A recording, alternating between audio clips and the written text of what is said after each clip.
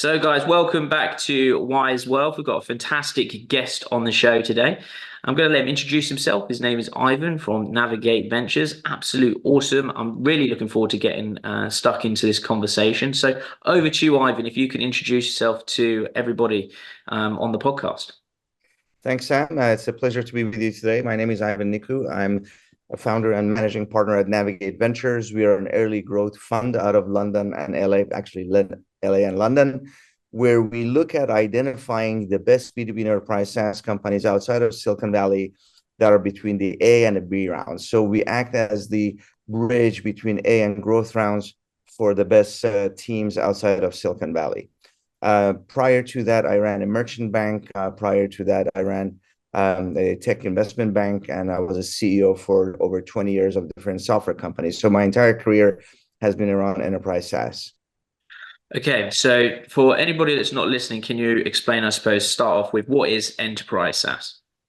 So SaaS refers to software as a service. There's been software for decades and decades. Software used to be sold as a license and then an annual maintenance on top of it.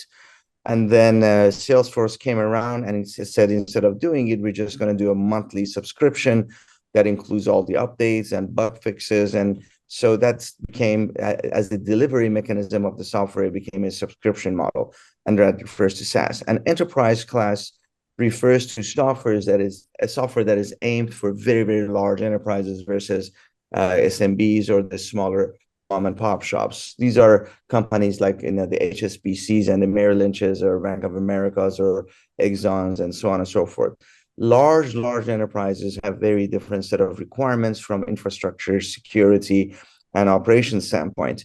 So companies that are solving solutions using software for those types of enterprises have to have a very, very different setup. The sales cycle is different. The unit economics are different. The maintenance and management of the software has different requirements. So those are the companies that we specialize in. Amazing. Very interesting from that side of things. So I suppose, what are you working on at the moment? So if you look at funding of companies, pre-seed, seed, all the way to the late stages when the bigger funds come in, outside of Silicon Valley, more than 65% of companies that have raised their seed and Series A fail. And the number one reason for failure is lack of access to growth capital. And that has to do with the fact that most funding rounds are in 18-month cycles. But from the A round to growth month, it currently stands at 33 months. So most entrepreneurs underestimate the capital and the runway they need in order to raise a proper growth fund. That's one. The other thing is the majority of the growth capital is concentrated in Silicon Valley. It's a little harder to get. The number two reason is no product market fit. So companies can't get there. And if they cannot figure out product market fit, there's no reason for them to continue. And the other reason is essentially team issues. They cannot figure out the right team structure to move forward. But if you do have a good team that works well together, and if you do have proven product market fit and a repeatable sales model, capital should be a commodity. And that's the problem that we're trying to solve with Navigate. And I came across it is because most people that came to me for growth capital in my previous life were just too early. And it became such a common issue. I'm like, this is a problem that needs to be solved. And if their existing investors wouldn't or couldn't help them, they were screwed. So that's the problem that we solved. And along the way, we've learned quite a few things as well. Very, very interesting. So it's specifically around the B2B enterprise SaaS side that you guys focus on. Yes. And so if you think about it, in our world, the valuations are based on ARR, annual recurring revenues.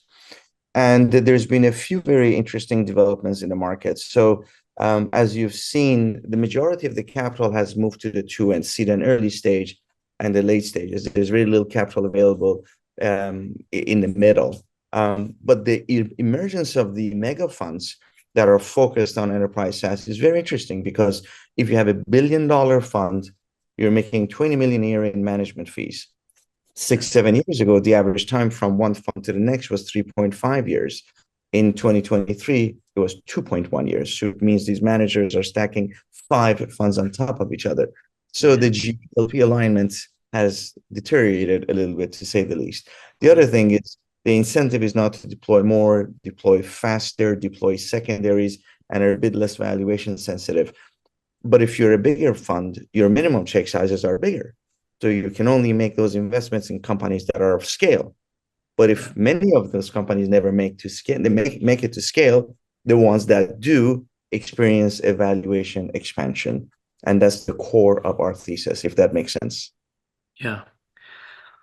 And I suppose from your side, how much sort of capital are you guys deploying on, or what sort of scale? How many companies a year are you sort of focused on? A typical portfolio theory indicates that somewhere around 25, between 23 to 28 companies is the optimum portfolio size, and that's our goal. So on average, we do probably 8 to 10 investments a year, and we probably look at 100 qualified investments before we pick one. So that's how we look at it. Our deal flow comes entirely from other fund managers that they come to us and say, we have a great portfolio company. They have a 9-month runway. We think they need 18 months. That's generally how it works. But the current changes in the market, in addition to the mega funds, is that there is significant regression to the norm in valuations. A couple of years ago, we saw these outrageous valuations, and that was partially funded by what we call tourist investors. Those are investors that were in the market that shouldn't have been, and Tiger was one of them. Tiger should not be a venture fund because they're a private equity group, and they were throwing money left and right. And SoftBank came into the play, and they did all of 45 minutes of diligence before investing $4 billion in WeWork. I mean, these kinds of investments kind of propped up the market valuations. But now we see a regression to the norm. We are seeing the quality, the flight to quality. People are looking for much better companies. We're seeing an increase in diligence. Finally, investors are really doing more diligence before they make investments. And if you look at companies that raised at those high valuations, what you're going to find that many of them will not be able to raise again because they have not grown into those valuations. So they're going to have a choice of shutting down or selling themselves to another competitor, or doing an acqui-hire with someone. There's going to be a lot of flat rounds or down rounds. We don't like to do flat rounds or down rounds because it shows poor judgment on the side of the board of that company and the management team. So we're seeing a ton of that, and the increase of that activity. The other thing is, it is taking longer for entrepreneur to raise the next round, and that's going to put more burden on them. And that means there's going to be more pressure on them. But don't forget, there's other factors involved. There's no more Silicon Valley Bank or Signature Bank. There's no venture debt. I mean, you have the venture debt with the funds that's hard money. We don't call that venture debt, but the actual venture debt from the banks is very, very hard to get. That also, because that was used to extend your runways in order to get to the next round. So in absence of that venture debt, with the rounds taking longer, I think you're going to see significant increase in pressure on the side of a lot of entrepreneurs. On the investor side, the very large number of managers that had raised their first funds are unable to raise the next ones. You're going to find a lot of the people that came into the market as investors and were able to raise smaller funds will not be able to raise the next one. So there's also going to be a lack of capital on the earlier stage side. So there's a lot of dislocation going on. Our view is that dislocation causes uncertainty, but uncertainty creates opportunities, and that's how we view it. My main question that I have is, in previous podcasts we've spoken about, from sort of a market valuation that's public on public companies, especially in the US, public valuations are extremely high, whereas in the UK, they're actually quite low at this moment in time. Does that come into factor when you're looking at this from a VC point of view, or are the companies that you're focused on nowhere near that stage of being public? Like you said it correctly, it has to do with the stage that you play in. However, there's a very important factor involved. If you look at, and I'll talk about the US market for a moment, the public markets in the US, you really need to look at it from the standpoint of the healthy companies that are publicly traded in enterprise SaaS and the rest. And then you're going to see a really interesting bifurcation, because the healthy companies do well, and the rest of them have really poor unit economics. But those valuations tend not to impact us as much. It used to be that most of the exits occurred to those public companies. So if you raised money from Vista, Vista's equity would come to an exit to a Microsoft or an Oracle or Google or somebody like that. Because if Sam is an investor in Insight and he's also an investor in, let's say, Vista equity, and the two of them trade with each other, you're essentially paying double fees for the same underlying asset. But since 2018, the vast majority of the transactions are among them. So it's less of a factor because most enterprise software transactions are occurring among the big growth funds and the private equity groups. They use the PE ratios or the price to sales ratios as a measure sometimes to justify certain things, but it's not a measure that determines things. There's a difference there. In the UK, they're less so because the floats are less. There's not that many of them. But again, what you're going to find is that there's a lot of the larger, again, my world is software. There's bigger enterprise software funds and growth funds are active here now. They're not active in the way that they should be. They have like one or two man shops. Very few have proper setups. But the access that they have allows them to get into these companies much, much earlier on with bigger checks so that the public markets is not an impact. There is an appetite for a lot of people in the UK to go listed, which in my opinion is not the right thing for a lot of these. For some, yes, but for most, no. They should remain private until they get to proper scale before they do that. But it's not a big factor in our world yet.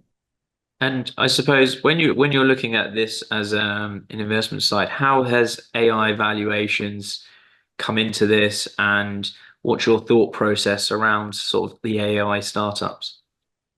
Uh, Back about 6 months ago, when AI was all the hype, I actually had an interview with one of the journals, and I said, "Oh, these valuations are going to crash." And they said, "What are you talking about?" I said, "Look, do you remember when everybody invested in the internet? Now, if somebody comes to you and says, 'Sam, would you like to invest into internet?' What would you say?" That's Yeah. nonsense. It doesn't make any sense. What do you mean? It's embedded in everything. So that's the way I look at AI. AI will be embedded in everything. It's a tool. You don't have an internet company. You have companies that use internet to solve certain problems. We look at AI. There will be some AI infrastructure companies, but we look at it as we want to identify the best companies that use AI as part of the tool set to solve traditional problems. The application of AI versus the infrastructure layer is where we look at it, because the infrastructure layer, you're going to end up with a handful of winners, but many of them are going to fail. So the best way of looking at it is they say when your shoe shiner is giving you stock advice, you need to sell all your stock. The majority of the pitch decks that the big funds are getting are all AI related. There are not that many people that can spell AI to do that many pitches. So this has become essentially another hype. So there's very few people that are really good at it that can actually pull it through, and those few will do fine. The rest are probably going to fall apart. I think it's an interesting take looking at that, because obviously when you look at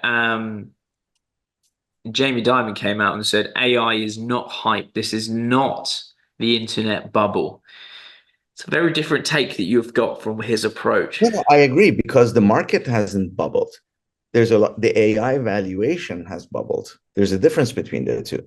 And AI is here to stay. And I think you have not seen, none of us have seen even the beginning of the use case scenarios. We have a company that does industrial automation using AI, and they figured out a way to do certain things that are fascinating. We have a company called Digital Humans. We can give you a digital human of any race, gender, sex, age, color that can speak one of 72 languages in any accent and can understand, comprehend the context of the conversation. So the Wow. use cases for AI 100% are going to begin to come because we now have the processing power and we have the tools to create applications for those use cases, but we don't know where that's going to go. I completely think that's going to go everywhere. But the valuations of AI companies themselves, they're going to normalize. And it's not going to be the hype. Yeah, You and got I the few suppose winners that are going to have really, really high valuations. The rest, no. have you implemented AI at all into Navigate Ventures, or is it something that you're exploring? The tools that we use use AI to do certain things. So we are incredibly highly automated for our fund, and we use an enormous amount of data. So the data gathering and the implementation is very much using the tools that are AI based. It's not our tools; it's third party that we use. Okay. So, in your opinion, AI is here to stay. AI valuations are extremely overvalued because AI is going to start regressing in regards of the valuations. People are going to come back down to earth, and you think that overall that it's not hype in the market, so to speak. It's just going to be how businesses interpret AI, implement it into their business. Um, Correct. So Sam Altman, he came out and said that he thinks that AI is going to be there's going to be the first one person billion-dollar business because all of the staff except for the one person is AI. Do you think that's actually going to be achievable? He also wants to raise $7 trillion to build chips in the United States. So having those kinds of opinions, he's clearly a very, very smart guy.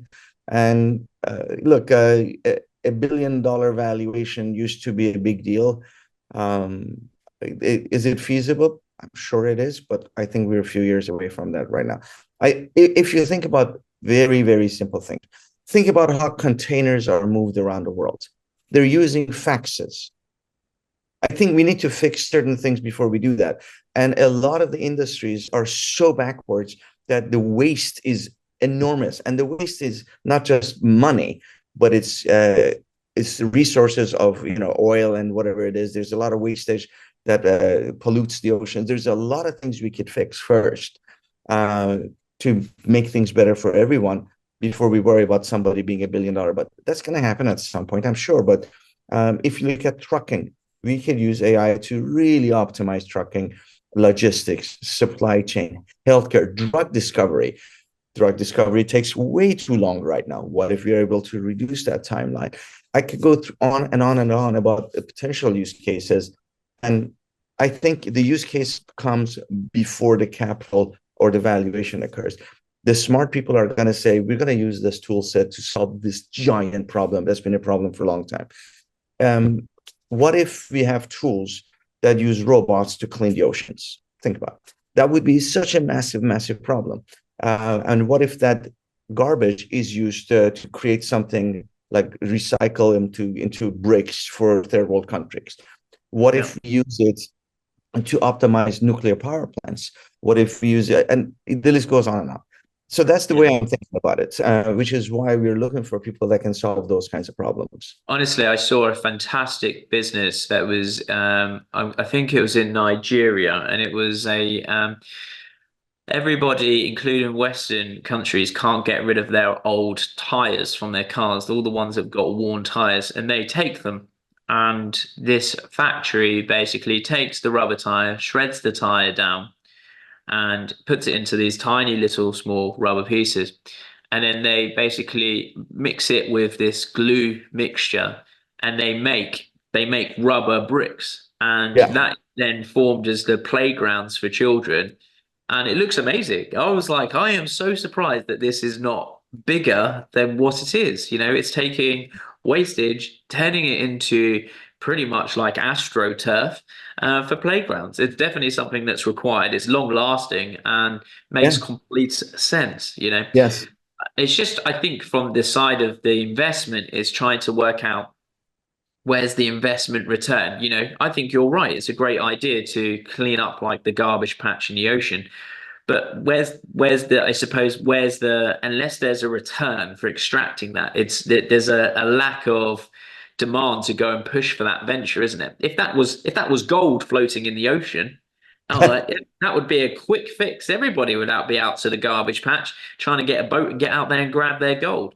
But because it's not, it's trying to find the value in how to do that. So I think actually the problem is how do we use wastage plastic first to then go and extract that and go, well, we've got a huge resource there. How do we do that? And it's a big shame, isn't it, really, that Yeah. you know most firms are focused on, well, one person making $1 billion business rather than actually solving, real world issues. And I do feel that ever since the Russian-Ukraine conflict, I do feel that we've actually taken a complete step back from fixing these world problems that we had. Well, I say have, Sadly. we, especially, EV, electrical vehicles, they've taken a huge step back, I would say, and a lot of companies have sort of divested into that space. And now there's a big push back into oil exploration and that side of things ever since the Russia gas pipeline and all the rest of it, and all of the energy crisis that we saw last year. And I think it's sort of taken a huge step backwards. And I think it's just a big shame, really, on the focal points of the future, really. I agree with some of what you say, but there's a few points. Number one, I think oil is here to stay for many, many, many decades to come. It's not going to go away. And in the US, they're trying to push very, very hard, at least in California and New York, the move to electrification. There's only one problem. For example, in LA County, where I live, the power grid is very, very, very old. And they have used all the money for the upgrades to do green initiatives. Why do you think there's so many fires in California? They don't clear the brush, and the power grid is very, very old. These trees fall, cause fires, and there we go. So when you don't have the infrastructure for electrification, you can't do it. You can have all the electric cars in the world. They're not going to have the power to run. So it is the way it's being done is politicized. It's not for the right reasons, and it's not in the right order. Um, so I think there smart people will figure it out in time, the same way that Elon Musk did. There's going to be hopefully others like that. They'll figure it out in a way that will make money and it will bring returns to the investors, and hopefully the politicians will get out of the way. Uh, but I think it will happen. Even with the issues where we don't see a return right now, somebody will figure it out. Because if you have the right tools and the right advice, ideas pop up. It's Yeah. something. It'll take time, but I think when there's uncertainty in the world the way it is, everybody pulls back. Everybody's holding investments. People are afraid of uncertainty, Yeah. um, and that unfortunately that brings everybody clams up, and everybody goes for the more a better risk reward profile at a time like this. Yeah. Do you feel that that's a lot of it's politically driven and the media driving these sort of conversations? Completely. Don't forget I live. Obviously, in the U.S., it's everything is that. It's ridiculous. Yeah, I mean, some of the nonsense that you hear these politicians do, it's laughable. Um, so I don't want to get into politics of it, but they have completely lost sight of reality completely. Uh, these are people that don't know the difference between balance sheet and income statement, and don't in the on Capitol Hill they were asking questions about the electrification push, and they didn't have the basic idea as to the current usage and the current capacity. They didn't know that we were over capacity utilized, and they still were pushing. But they didn't know the facts. And these are the lawmakers that are pushing these initiatives. So that's the fear, that you have people in those positions that really shouldn't be. Do you think there's a room for investment into a non-biased news company, media company? God, I hope there is one. I also think that electrification should not be a government thing. It should completely be privatized. Well, I think everything should be private. I don't think government should run anything at all. But yeah, I think a third-party news organization, it would be very nice to hear actual news versus opinions all the time. Yeah. Yeah. That's it's a conversation for another day, that one for sure. Yeah, yeah. Do you want to Be, talk? I'm Go sorry. on. When in Italy, they have skits making fun of Biden, which I saw, and I was laughing. Then you know something is wrong. By the way, please erase that. Yeah, it's sometimes, well, some of these skits now these days are Biden getting more views than some of the media news outlets articles, and that's it's very hard out there to understand what people are telling the truth, and that's a big thing at the moment. what is actually happening. And I think there is a very interesting space. Yeah. Anyway, let's move on. Let's talk about sort of consolidations around Yes. VCs and mature portfolios. I think that's quite an interesting topic, and definitely something I think you could expand on. Yeah, so we actually have done it ourselves. So um, if you think about consolidation, you have to think about the scale of the company. So even small scale is, but at least of scale, company doing 10 to 20, 30, $40 million of annual recurring revenues in enterprise software has a very different valuation criteria than a company in the same sector doing 1 to 2 million. So the bigger one trades at 8 to 15 times ARR, the smaller one 2, 3 times, maybe 4. So if you are acquiring a company, the considerations are, is this company going to be accretive to us? In other words, the moment we take it over, are those revenues going to be embedded in ours? And are we going to make money on it? Number two, is the tech stack compatible? Are we able to integrate the tech stack? Because that's sometimes a difficult thing. Are the customers going to be the right customers for us so we can cross-sell everything to each other? How much of the team are we going to keep, or are we going to completely get rid of all the team? So there's the usual considerations that you go through, but the math is very simple. I'm doing $12 million. I'm worth 10x. I'm buying this competitor that's doing $3 million. I'm going to buy them at 4x. The moment I take them over, I've already made 6x on that revenue. It's simple as that. Uh, as long as the rest of the considerations are valid and work out. And the other thing is that what do you think all these private equity groups do? The Vista, I just helped a friend of mine a couple of years ago. So Vista did a major investment in his company, and then they went on to buy number 2, number 3, and number 4 competitors in the sector. That allows them to compete more freely for the top customers because you're not competing about the other guys. So that allows you to have a little bit more, a better expansion on your pricing, so you can have a little bit of price increase without too much competition. That allows you to have a shorter sales cycle. And sales cycle and enterprise cycle is very important because it allows you to start recognizing revenue faster if you can sell faster. That allows you to cross-sell to the customers all the new features, functionalities that you get from the competitors. So revenue increase per existing client per year expands, which is a very valuable unit economic. And it allows you to maintain a much higher retention because there's not that many other competitors they can go to. So it can have a very positive impact, which is why as these companies get bigger, the number 1 and number 2 in our industries always have a very, very premium valuation. Does that make sense? Yeah, as you see the Yeah. progression?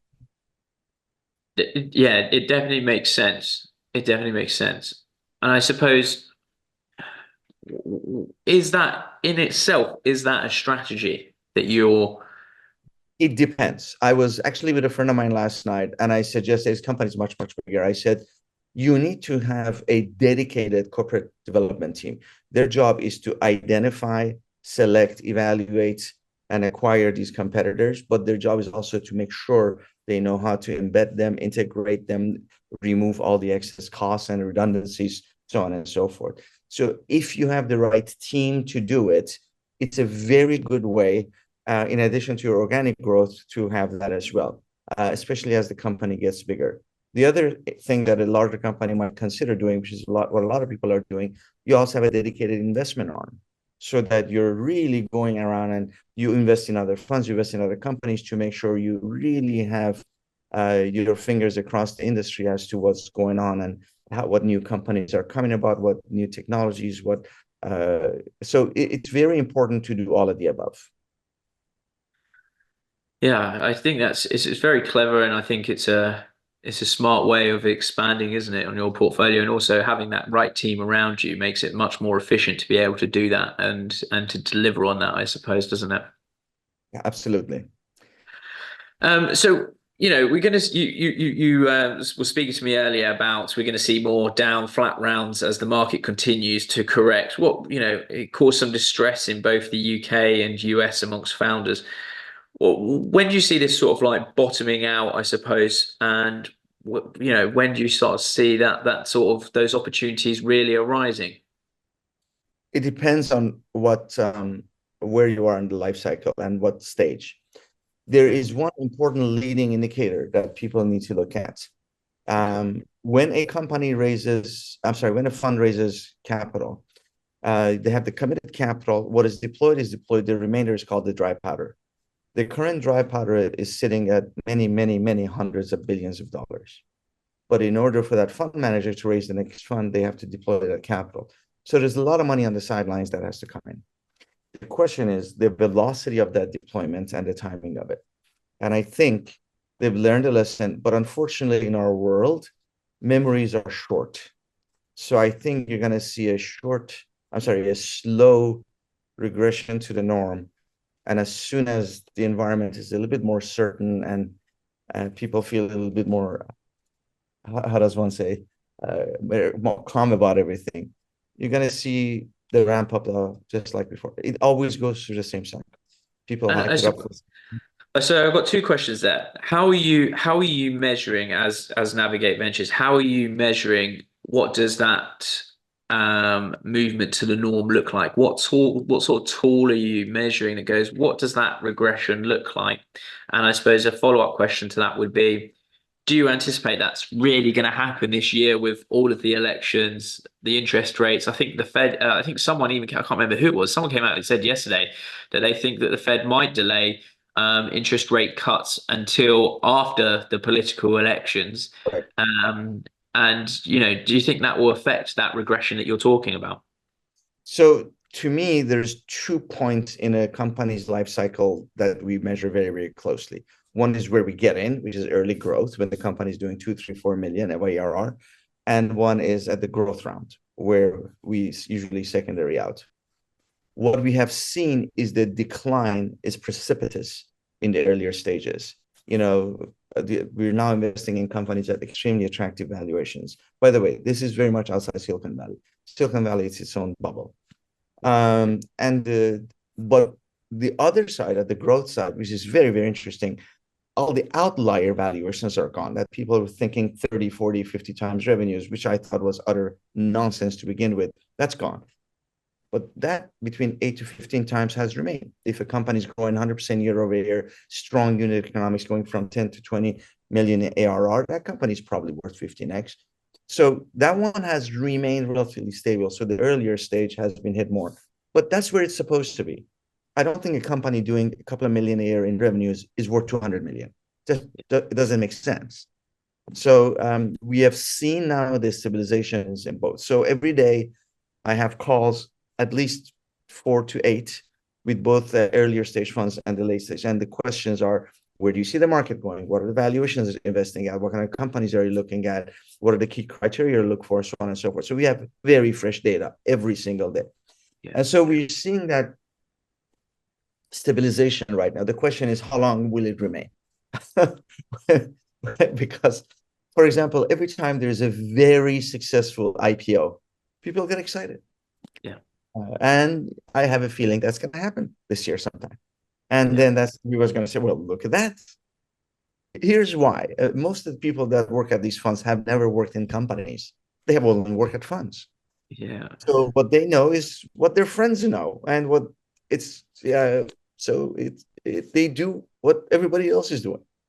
Yeah, and I suppose, to be honest with you, there is some quite, I'm going to say, strong consumer-driven IPOs that are due this year, isn't there? There's Reddit, and there's, I think, Kim Kardashian's brand as well, which is going to be, well, it's going to be very consumer-driven. It's not going to be anything else driven. It's more like fan-driven, isn't it? User-driven, and that's going to be, well, interesting. Is it going to be a bubble? Is that going to be overvalued? Is that, there's a lot of questions that I've got around that, and I think that'll be an interesting time to see what happens in that space.